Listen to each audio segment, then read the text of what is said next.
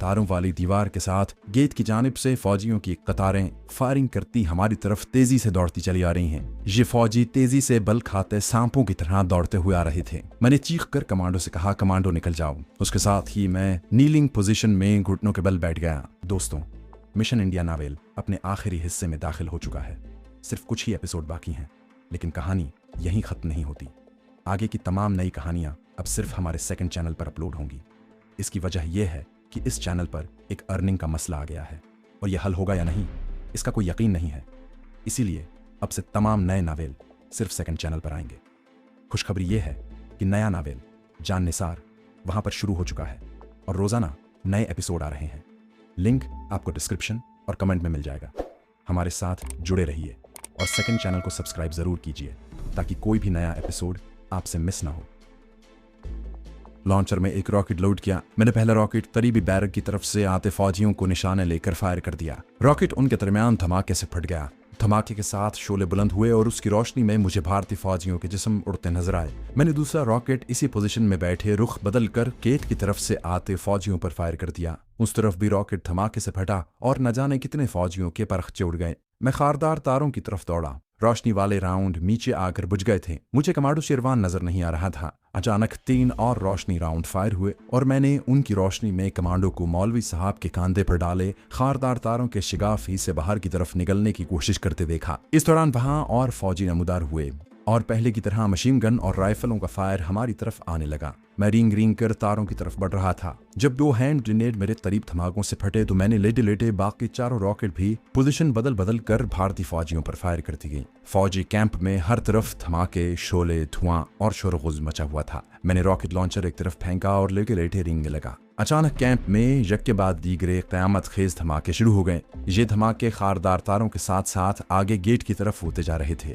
हर धमाके के साथ शोले आसमान की तरफ बुलंद होते और उड़ते पत्थरों की चीखें सुनाई देती। कमांडो शेरवान रिमोट कंट्रोल से कैप्सूल बम को उड़ा रहा था। फिर एक धमाका क्वार्टर गार्ड की तरफ हुआ जिसकी रोशनी में मुझे एक जीप ऊपर उछल कर टेढ़ी होकर जमीन पर गिरती नजर आई। मैं उठकर तारों के शगाफ की तरफ दौड़ा। इतने में फौजी बैरक में भी एक धमाका हुआ और बैरक की छत उड़ गई। ऐसे लग रहा था जैसे फौजी कैंप पर बमबारी हो रही है। सारे के सारे कैप्सूल बम फटकर जितनी तबाही मचा सकते थे मचा चुके थे, मगर ये कोई 1-2 फौजी मोर्चे नहीं थे। पूरा फौजी कैंप था जहां ना फौज की कमी थी, ना असलहा और गोला बारूद की कमी थी। अंधेरा हो चुका था। अंधेरे में यकीबात दीगरे 2 गोले आकर फटे। ये टैंक के गोले थे। भारतीय अब रोशनी राउंड फायर नहीं कर रहे थे, शायद इसलिए कि उन्हें मालूम हो गया था कि उनका मुकाबला कश्मीरी कमांडो की पूरी कंपनी से है और उनके पास रॉकेट लॉन्चर भी है। वो नहीं चाहते थे कि उनके चलाए हुए रोशनी राउंड की रोशनी में हम उनके सिपाहियों पर रॉकेट फायर कर सकें। मुझे खारदार तारों में वो जगह अंधेरे में नजर नहीं आ रही थी जहां से तारे काट कर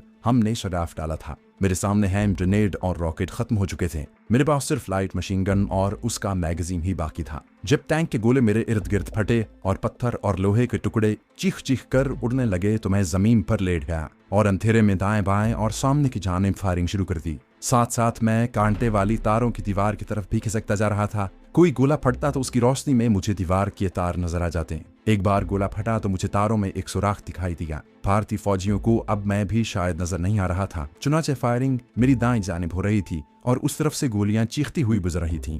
टैंक की गोलाबारी बंद हो गई थी। मैं तारों में टूटी हुई जगह देख चुका था। मैं अंधेरे में उठकर उस तरफ दौड़ पड़ा और तेजी से शगाफ में से दूसरी तरफ निकल गया। मुझे कमांडो शेरवान नजर नहीं आया। मैंने यही समझा कि वो मौलवी साहब को निकाल कर ले गया है। मैंने शगाफ से लाइट मशीन गन कंधे पर डाली और अंधेरे में दरख्तों की तरफ दौड़ा। अभी मैं काफी दूर था कि किसी तरफ से टैंक का गोला आकर मुझसे 10-12 कदम आगे फटा। मैंने गोले की चीख की आवाज पहले सुन ली थी। मैंने जमीन पर अपने आप को गिरा दिया। गोला धमाके से फटा। पत्थर और लोहे के टुकड़े जन्नाटे से इधर उधर बिखर गई। कुछ मिट्टी मेरे ऊपर भी गिरी। मैं लेटा हुआ था इसलिए बच गया। दौड़ रहा होता तो मैं उड़ गया था। मैं दोबारा दौड़ने के लिए उठा तो ऐन उस वक्त कैंप की जानिब इकट्ठे 3 रोशनी राउंड एक के बाद एक फायर हुए, जिनकी रोशनी में घास के तिनके तक नजर आने लगे। मैं वहीं बैठ गया। अभी रोशनी राउंड्स की रोशनी बुझ नहीं थी और मैं बैठे बैठे जमीन से बाहर निकले हुए पत्थरों की तरफ चलने लगा था जब मेरे सामने और दाएं बाएं की जानिब से जबरदस्त फायरिंग के साथ कितने ही भारतीय फौजी दौड़ते हुए छलांगे लगाते हुए मेरे सामने आ गए। उनकी राइफलों और ब्रेन गन्नों और स्टेन गन्नों के रुख मेरी तरफ थे। उनका सेक्शन कमांडो हाथ में पिस्तौल पकड़े मेरी तरफ आया और उसने मुझे ठुड्डे मारने शुरू कर दिए। मैं उन्हें कुछ भी नहीं कह सकता था। मैं ये भी नहीं कह सकता था कि मैं तो चरवाहा हूँ। मेरा हुलिया फुल कमांडो का हुलिया था। मेरी शक्ल, मेरे कपड़े और मेरे पास जो असलहा था वो गवाही दे रहा था कि मैं खतरनाक कमांडो हूँ। सेक्शन कमांडो ठुड्डे मारते मारते थक गया तो दूसरे फौजी आगे बढ़ गए। फौरन मेरी तलाशी लेते हुए मेरा revolver, light machine gun, commando चाकू और मैगजीन बेल्ट उन्होंने अपने कब्जे में कर ली। मेरे दोनों हाथ पीछे बांध दिए गए और खींचते हुए कैंप के गेट की तरफ ले जाने लगे। इस दौरान रोशनी राउंड बुझ गए थे, मगर फौजी कैंप की तरफ काफी रोशनी हो रही थी। इस रोशनी में मुझे कैंप की कई जगहों से धुआं उठता नजर आ रहा था और ऐसी आवाजें आ रही थीं कि जैसे फौजी आग बुझा रहे हैं। आग बुझ चुकी थी मगर धुआं उठकर आसमान की तरफ जा रहा था। फौजी कैंप के गेट से कुछ फासले पर एक फौजी ट्रक खड़ा था। हमारे कैप्सूल बमों ने गेट का एक हिस्सा उड़ा दिया था। फौजी इधर उधर दौड़ दौड़ कर क्रेट बाहर निकाल रहे थे। शायद ये असलहे के क्रेट थे। मुझे धक्का देकर फौजी ट्रक में गिरा दिया गया। 6-7 मुसल्लह भारतीय फौजी भी अंदर आ गए और ट्रक एक तरफ कुचल पड़ा। मुझे ट्रक में इस तरह बिठाया गया था कि मैं भारतीय फौजियों में फंसा हुआ था। यहाँ मेरे दोनों हाथ रस्सियों से पुश्त की तरफ बांध दिए गए। उस वक्त मुझे कमांडो शेरवान का ख्याल आ रहा था। खुदा करे कि वो मौलवी साहब को लेकर निकल गया हो। जरूर वो निकलने में कामयाब हो गया होगा, क्योंकि ये लोग उसे गिरफ्तार नहीं कर सके थे। अगर गिरफ्तार करते तो वो भी मेरे साथ होता। फिर मुझे अपने इस मुजाहिद कमांडो का भी ख्याल आया जो खच्चर लेकर कमिंगाह से हमारे साथ आया था। उसे हमने पीछे दरख्तों के नीचे अंधेरे में बिठा दिया था। हमने सोचा था कि मौलवी साहब पर भारतीयों ने कितना तशद्दुद किया है कि शायद वो हमारे साथ भाग नहीं सकेंगे। चुनाचे हम उन्हें खच्चर पर बिठा कर अपने मुजाहिद के हमरा किसी दूसरे खुफिया पहाड़ी रास्ते से कमिंगदाह की तरफ रवाना कर देंगे। खुदा करे कि ये मुजाहिद कमांडो और कमांडो शेरवान मौलवी साहब को लेकर वहां से निकलने में कामयाब हो गए हों। मुझे अब अपनी कोई फिक्र नहीं थी।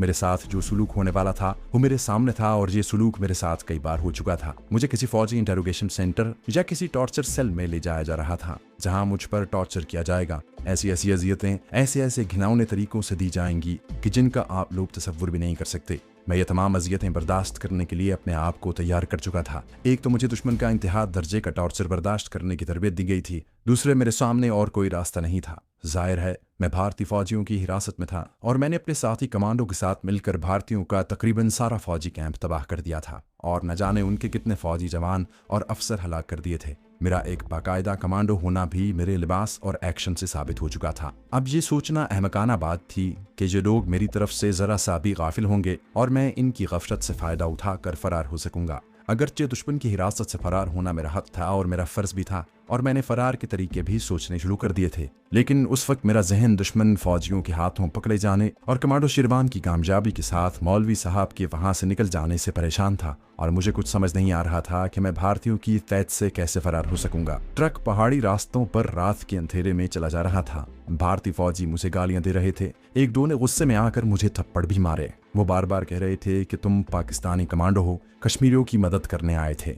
हम तुम्हें ऐसा मजा चखाएंगे कि अपने बाप का नाम भी भूल जाओगे। इनमें 2 सिख फौजी भी थे। मैंने महसूस किया कि वो खामोश बैठे थे। इनमें से किसी ने ना तो मुझे गाली दी और ना थप्पड़ ही मारे, लेकिन मैं किसी खुशफहमी में मुब्तला नहीं था। मुझे अच्छी तरह मालूम था कि ये सिख फौजी मेरी सिर्फ इतनी ही मदद कर सकते हैं कि मुझे मारने पीटने और गालियां देने में हिंदू फौजियों का साथ न दे। ट्रक पहाड़ की ऊंचाई उतरने के बाद हमवार सड़क पर आ गया था। ट्रक के ऊपर तरपाल की छत पड़ी हुई थी। सिर्फ दरवाजे पर तरपाल नहीं थी, जहां से पहाड़ों की रात की सुंद हवा अंदर आ रही थी और अंधेरे में कुछ दिखाई नहीं देता था। ट्रक एक तरफ मुड़ गया। ये कोई और भारतीय फौजी कैंप था। जहां ट्रक पर से मुझे खींच कर उतारा गया। फौजी मुझे धक्के देते, ठुड्डे मारते कैंप के क्वार्टर गार्ड में ले गए और अंदर धकेल कर उसके लोहे की सलाखों वाला दरवाजा बंद कर दिया। बाकी की रात मैंने फर्श पर बैठकर और कभी लेट कर गुजारी। दरवाजे के आगे 2 मुसल्ला भारतीय फौजी हाथों में स्टेन गन लिए सारी रात पहरा देते रहे। जब दिन निकला तो 6-7 फौजी मार्च करते हुए आए। क्वार्टर गार्ड के सामने जमीन पर जोर से पांव मार कर रुक गए। उनके आगे आगे एक सूबेदार मेजर था। वो क्वार्टर गार्ड की जेल की तरफ बढ़ा। बाहर जो फौजी पहरे पर खड़ा था उससे फौरन ताला खोल दिया।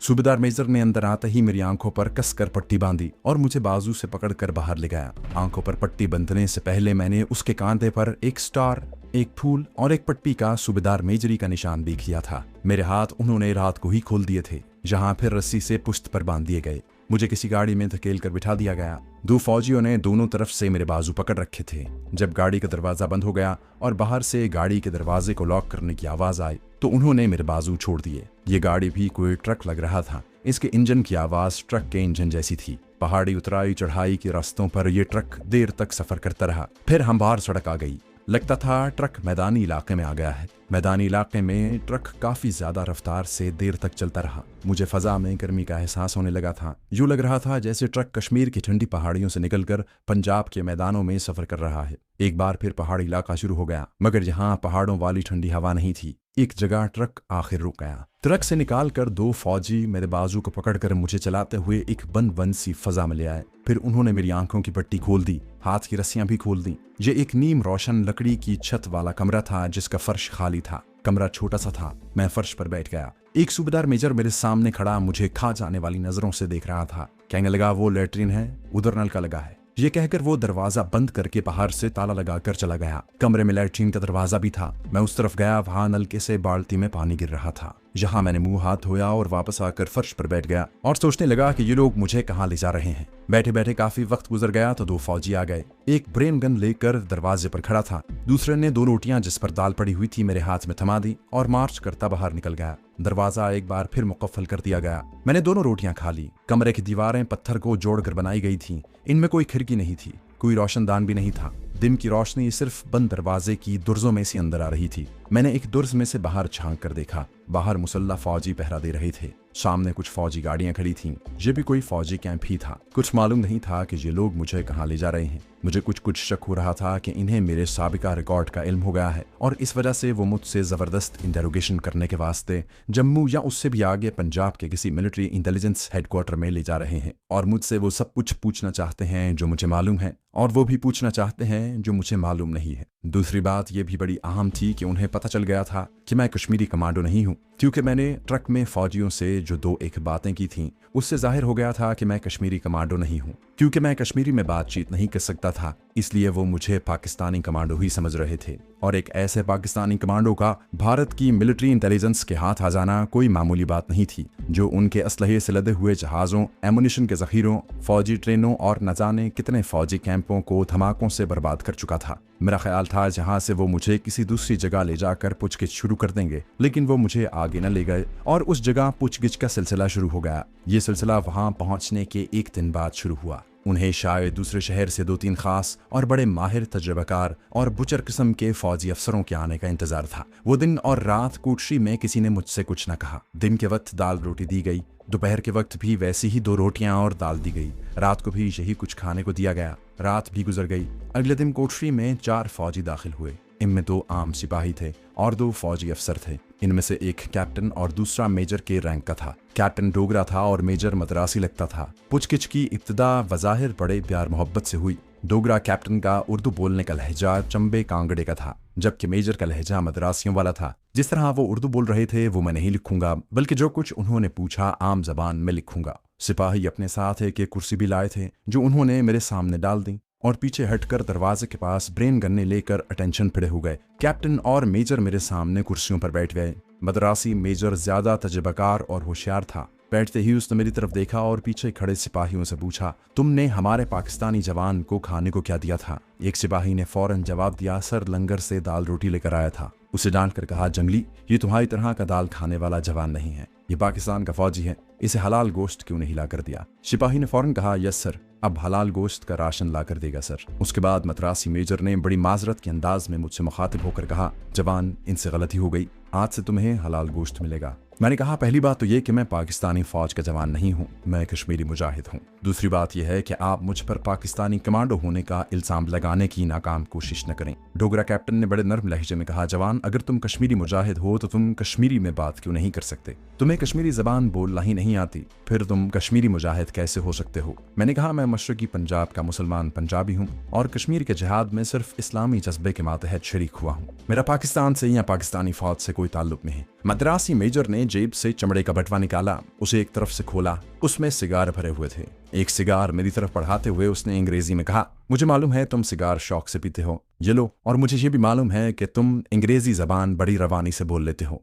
और मुझे ये भी इल्म है कि तुम हिंदी और संस्कृत भी जानते हो और गुजरात काठियावाड़ की गुजराती जबान अच्छी तरह से समझ लेते हो और बोल भी लेते हो। मेरा अंदाजा दुरुस्त निकला था। इन लोगों को मेरे तमाम साबिका रिकॉर्ड का इल्म हो चुका था। मैंने अंग्रेजी में जवाब देने की बजाय अपनी उर्दू जबान में ही कहा, मुझे न संस्कृत आती है, न मैं गुजराती जबान जानता हूँ और न मुझे सिगार पीने का शौक है। बेहतर होगा कि आप उल्टे सीधे हथकंडे आजमाने की बजाय मुझसे जो कुछ पूछना चाहते हैं सीधी तरह पूछें। अगर मुझे मालूम हुआ तो मैं बता दूंगा। मेजर और कैप्टन ने एक दूसरे की तरफ मानी खेज अंदाज में मुस्कुराकर देखा। मद्रासी ने सिगार वाला बटवा बंद कर दिया, खुद भी सिगार न सुलगाया। कहने लगा, दोस्त तुम तो खामखा नाराज हो गए हो, लगता है इस वक्त तुम्हारा मूड ठीक नहीं है, चलो फिर मिलेंगे। ये कहकर वो लोग कोठरी से चले गए। दरवाजा बाहर से लॉक कर दिया गया और बाहर दो फौजी दरवाजे के आगे टहलकर पहरा देने लगे। लकड़ी की छत वाले इस छोटे से कोठरी नुमा कमरे में कोई खिड़की, कोई रोशनदान नहीं था। मैं सिर्फ दरवाजे की एक आध दुर्ज में से बाहर की थोड़ी सी झलक देख लेता। चूंकि ये मैदानों से जरा ऊपर की जानिब पहाड़ी इलाका था, इसलिए वहाँ मैदानी इलाकों वाली गर्मी और हब्स नहीं था, कश्मीर की पहाड़ियों वाली सर्दी भी नहीं थी। 2 दिन यूं गुजर गए, कोई मुझसे पूछगिछ करने न आया। इस दौरान मुझे 3 वक्त आलू गोश्त का सालन और ताज़ा रोटियां मिलती रहीं। 3 वक्त लंगर की चाय भी मिल जाती थी।